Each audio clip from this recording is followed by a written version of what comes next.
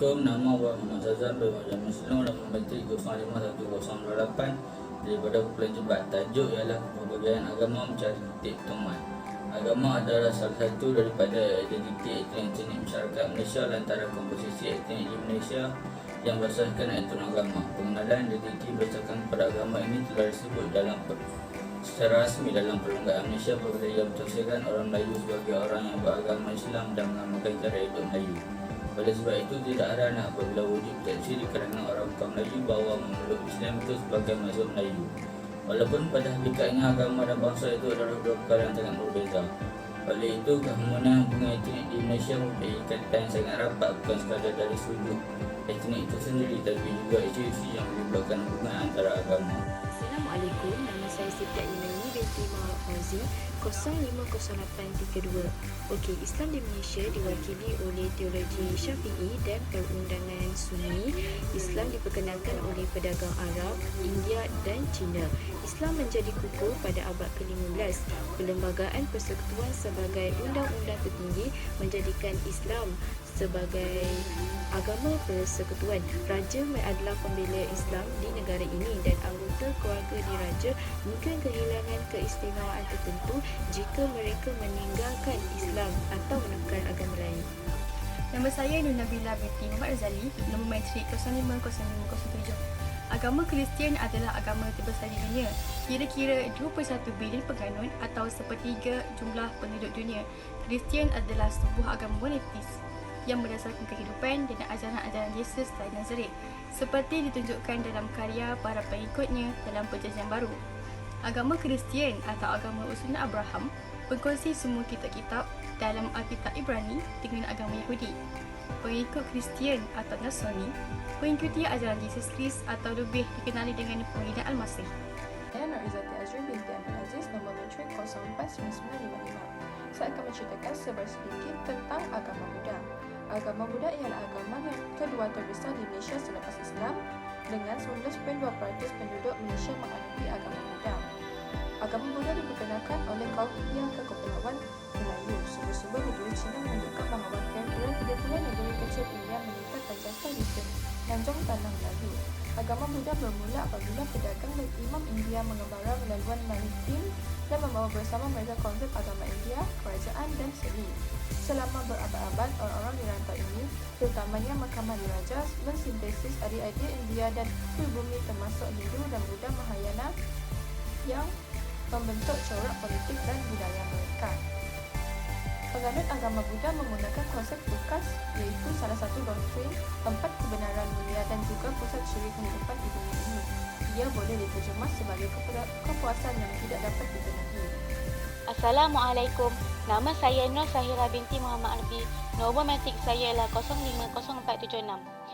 Hinduisme ialah satu agama atau falsafah yang berasal dari benua India dan kawasan sekeliling yang berhampiran.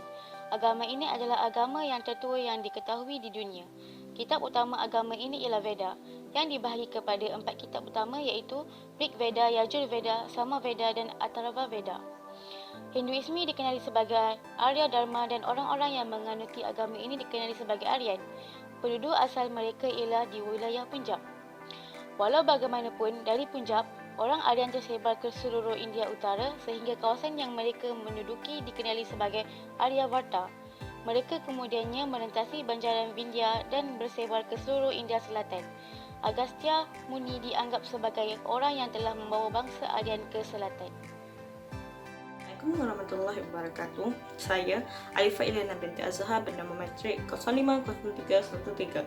Konflik wujud disebabkan 5 sebab perbezaan utama, iaitu agama, ideologi dan falsafah hidup serta warna kulit, bahasa dan perbezaan budaya.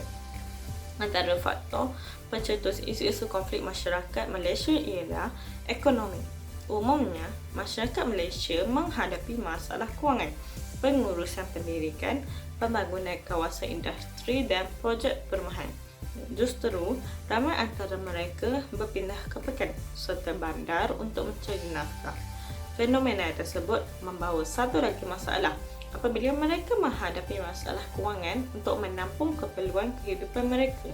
Kesannya berlaku keciciran dalam pendidikan anak-anak dan potensi melakukan jenayah adalah tinggi.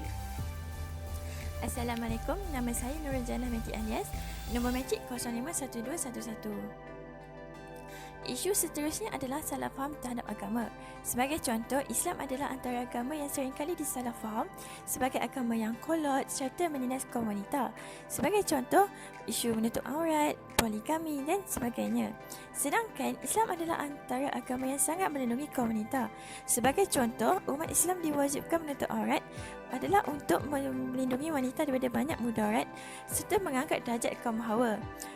Salah satu punca berlakunya salah faham ini adalah kegagalan umat Islam menunjukkan cara hidup Islam yang sebenar. Saleha binti Jamaluddin 049891. Antara isu yang timbul ialah berlaku perubahan pola bunga antara kaum di Malaysia yang mana ia berorientasi kepada agama dan etnik dalam wajah politik Malaysia baru pasca PRU14. Jika sebelumnya tiap kaum mempertahankan kaum dan agama masing-masing, namun kini tiap kaum bergabung dalam blok bersama menyatakan sokongan dan penolakan terhadap pihak lain. Malah terdapat juga pihak yang cuba bermain dengan api agama dan perkauman dengan mewujudkan provokasi yang menjelaskan keharmonian antara agama dan kaum.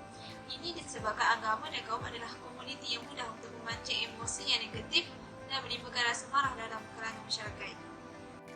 Hai, Assalamualaikum warahmatullahi wabarakatuh. Nama saya Nur Fatia Fatini binti Hasan, nombor matrik 050091. Okey, di sini saya ingin mengupas tentang cara mengatasi isu-isu yang menjadi konflik di kalangan masyarakat Malaysia yang berbilang kaum. Okey, seperti yang kita tahu, keharmonian yang terhasil daripada perpaduan antara rakyat Malaysia merupakan salah satu keistimewaan dan juga merupakan daya tarikan kepada pelabur asing untuk melabur di negara kita.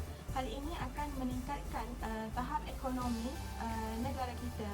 Okey, selain itu, pihak kerajaan hendaklah meningkatkan pendapatan dan produktiviti masyarakat dengan pemberian bantuan seperti modal, latihan, teknologi dan pemasaran kepada masyarakat tanpa mengira agama dan kaum. Assalamualaikum, saya Nur Akmal binti Makno, nombor matrik 050852. Saya akan sambung cara mengatasi isu salah faham antara agama. Pertama, kita haruslah mewawarkan tentang perkara yang benar dan fakta. Setiap penganut agama masing-masing haruslah menyebarkan perkara yang benar tentang agama mereka untuk mengelakkan salah faham antara kaum. Yang kedua, kita haruslah menggunakan perkataan yang sesuai dan intonasi yang lembut dalam menyampaikan sesuatu perkara. Hal ini penting untuk mengelakkan salah faham dan perdebatan antara kaum. Yang ketiga, mewujudkan usaha dalam memahami agama penganut masing-masing dan kita haruslah menghargai nilai tradisi dan cara hidup setiap agama. Seterusnya, untuk menangani isu politik ialah dengan saling menghormati dalam berinteraksi dan mengemukakan pandangan masing-masing. Tiap pihak perlu menghormati antara satu sama lain. Ini kerana tiap agama dan kaum ada batasan masing-masing yang perlu dijaga. Tiap pihak dilarang daripada menghina, mencemuh dan mempermainkan agama lain. Jika isu sensitif yang timbul melibatkan kepercayaan agama dan kaum lain, ia perlu dielakkan dari campur tangan bagi menjaga keharmonian bersama. Misalnya, dalam isu melibatkan pakaian wanita Muslim atau aurat dan juga perilaku menyimpang yang dilarang agama, ia merupakan isu yang melibatkan urusan orang Islam. Justeru, orang bukan Islam tidak wajar untuk mencampurinya.